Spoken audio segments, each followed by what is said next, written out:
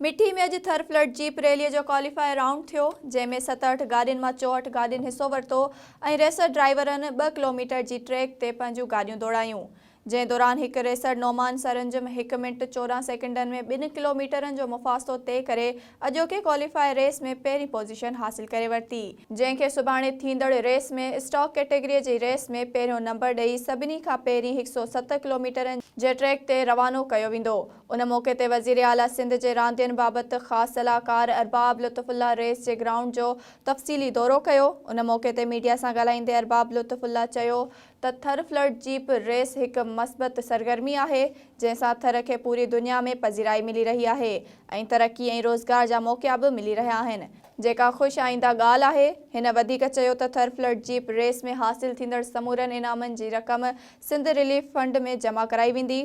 जंहिंसां ॿोॾि मुतासिरनि जी हर मुमकिन मदद कई वेंदी। उन रेस जे मौक़े ते वॾी तादाद में शौक़ीननि बि शिरकत कई ऐं गाॾियुनि जी दौड़ ॾिसण में भरपूर दिलचस्पीअ जो इज़हार कयो, जॾहिं त आख़िर में मलाखड़ो पिणु मुनक़िद कयो वियो।